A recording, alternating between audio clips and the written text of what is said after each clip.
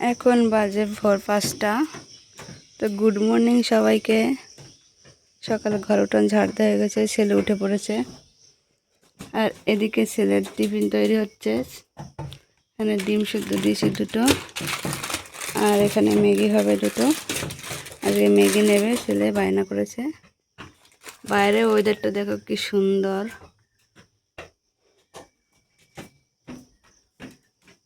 খুব সুন্দর লাগছে বাইরেটা। তো ছেলের টিফিন রেডি, এই যে ম্যাগি আর ডিম সিদ্ধ।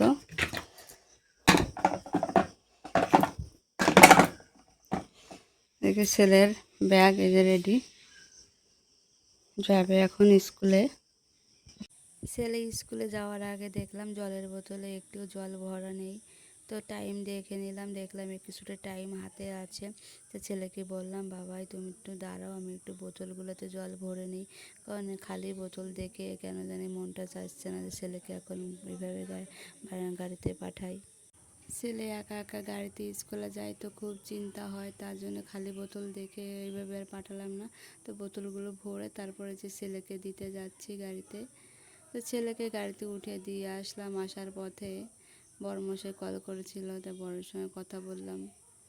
কথার থেকে ঝামেলাটা বেশি হলো, মানে এত মন খারাপ হয়ে গেল। সকালবেলায় চোখ দিয়ে জল বেরিয়ে আসলো। আমি জানি না কেন এই মানুষটার সামান্য একটু কথার আঘাতেই আমার চোখ দিয়ে জল বেরিয়ে আসে। আরও অনেকে অনেক কথা বলে, কিন্তু তাতে আমার কষ্টও লাগে না, দুঃখও লাগে না, কিছুই হয় না। কিন্তু এই মানুষটা আমার সাথে একটুখানি একটু রূঢ় ব্যবহার করলে আমার চোখ দিয়ে জল বেরিয়ে আসে। কিন্তু এই মানুষটাই বোঝে না যে একটু কথার আঘাতেই আমার কতটা কষ্ট লাগে, কতটা মন খারাপ হয়। এই মানুষটাকে আমি এত বলি, এত বোঝাই, কিন্তু এই মানুষটাই বোঝে না আমার কষ্টটা। ও যেটা বলবে, যেটা করবে সেটাই বোঝে না, যে তার একটু কথার কারণে আমার সারাটা দিন খারাপ যায়, সারাটা দিন শুধু আমার কান্না পায়। তো কী আর করার, সকাল সকাল মন খারাপ নিয়ে সকালে কাজবাজ শুরু করলাম। ছেলে যেহেতু স্কুলে গেছে, তো রান্না টান্না তো আমাকে করতেই হবে, কিন্তু কিছুই ভালো লাগছে না, শুধু কান্না পাচ্ছে। যার কারণে বাবা মাকে ছেড়ে শ্বশুর বাড়িতে আসা, শ্বশুর বাড়িতে এত কষ্ট করা, যার জন্য এই বাড়িতে থাকা, সেই মানুষটা যদি একটু কথার বা খারাপ বলে বা খারাপ ব্যবহার করে, তাহলে আর মেয়েদের কষ্টের শেষ নেই। মানে সারাটা দিন শুধু কান্না করতে করতে যায়, কিছুই ভালো লাগে না। শুধু মনে হয় যে কী করলাম জীবনে হয়তো বা ভুল মানুষটাকে বেছে নিলাম। বাবা মা হয়তো বা দেখে শুনে দিলে হয়তো বা এর থেকে ভালো জায়গায় যেতে পারতাম, বা আমার সাথে হয়তো বা এমন ব্যবহারটা নাও হতে পারতো। কিন্তু এখানে আর কিছু করার নেই, যেহেতু নিজে পছন্দ করে বিয়ে করেছি। সে যাই করবে সেটাই আমাকে মেনে নিতে হবে। কষ্ট দিক, দুঃখ দিক, সুখ দিক, যেটাই দিক সেটাকে আমাকে মেনে নিতে হবে। আমি পারি না, কেন জানি না, আমি পারি না যে এই লোকটাকে ছেড়ে অন্য কোথাও যাব বা কিছু করবো, এটা আমি ভাবতেই পারি না। যতই কষ্ট দিক আর যতই যা করুক, আবার একটুখানি ভালো ব্যবহার করলে আমি সব ভুলে যাই। বিয়ের পর একটা মেয়ের কষ্ট লুকানোর মতো একটাই জায়গা থাকে, সেটা হচ্ছে স্বামীর কাছে বলা। আর একটা মেয়ে যদি সেই স্বামীর কাছ থেকে প্রতিনিয়ত কষ্ট পেতে থাকে, বা স্বামীর কাছে যদি তার মন খুলে কথা বলতে না পারে, বুকের মাঝে বা জমানো কথাগুলো যদি স্বামীর কাছে প্রকাশ করতে না পারে, তাহলে সেই মেয়েটা কষ্টটা কোথায় লুকাবে, তোমরাই বলো। যার কাছে এসেছিলাম একটু ভালোবাসা পাওয়ার লোভে, একটু আদর, একটু কেয়ার পাওয়ার জন্য, তার কাছ থেকে সেটাই পেলাম না জীবনে। এটাই আমার জীবনের সবচেয়ে বড় কষ্ট, বড় দুঃখ। কাউকে বলতেও পারি না, কারণ নিজে পছন্দ করে বিয়ে করেছি, কারোর কাছে প্রকাশও করতে পারি না, আবার নিজেও ধরে রাখতে পারি না, শুধু কান্না করে। এটাই হচ্ছে আমার জীবনের এখন সবথেকে বড় ওই মনের দুঃখগুলো, কারোর কাছে প্রকাশ করতে পারি না, আর গুমড়ে গুমড়ে শুধু নিজেই মরি।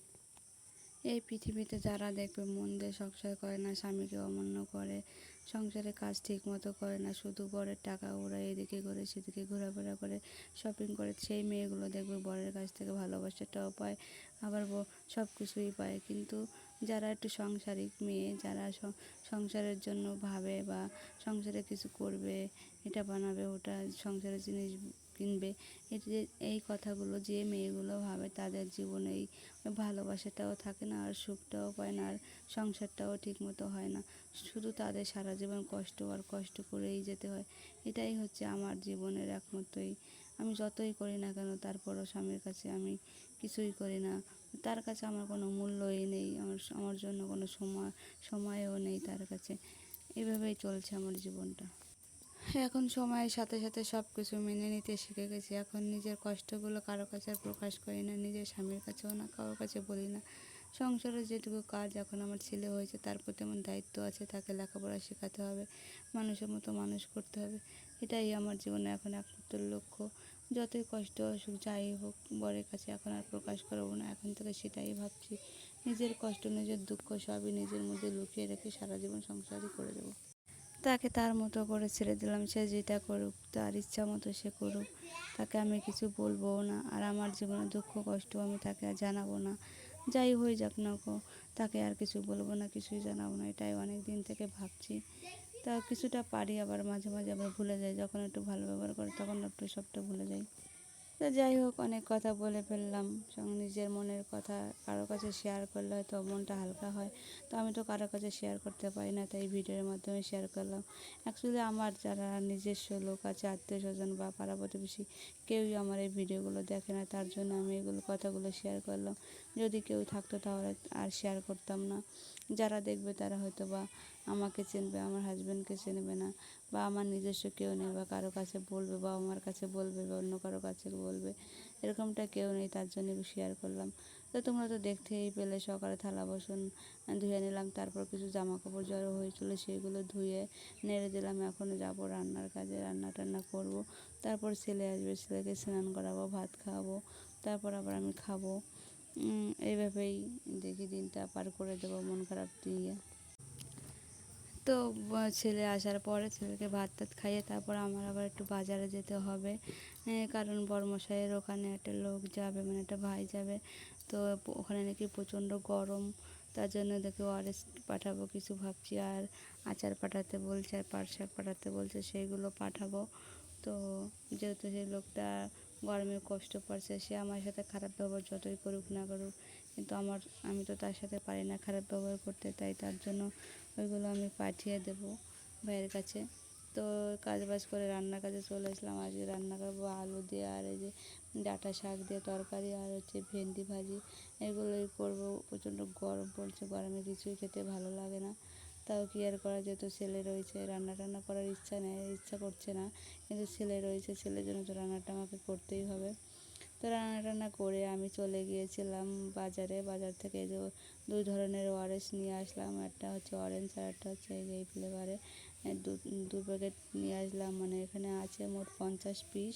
তো বড়মশাইয়ের জন্য 40 পিস পাঠিয়ে দেবো, আর 10 পিস আমরা বাড়িতে রেখে দেবো। ছেলে খাবে বলেছে, তো ছেলের জন্য 10টা রেখে দেবো, আর 40টা পাঠিয়ে দেবো। যে ভাইটা যাবে ওই ভাইটা আসবে বিকালে, তো আমি সব কিছু রেডি করে রেখে দেবো, কারণ কখন আসবে তা তো ঠিক নেই, তার জন্য সব কিছু গুছিয়ে নেবো, এখন গুছিয়ে টুছিয়ে রেখে দেবো। তারপর ভাইটা আসলে ভাইয়ের কাছে দিয়ে দেবো। তো ভিডিওটা তোমাদের কেমন লাগলো জানিয়ে, ভালো লাগলে একটা লাইক করে দিও প্লিজ, যাতে আমার ভিডিওটা আরও নতুন নতুন বন্ধুদের কাছে পৌঁছে যায়। এইগুলো দেখো, পাট শাক আর আচার আর ওয়ারিস পাঠিয়ে দিলাম। তো তোমরা সবাই ভালো থেকো, সুস্থ থেকো, আর এভাবে আমার পাশে থেকো। বাই।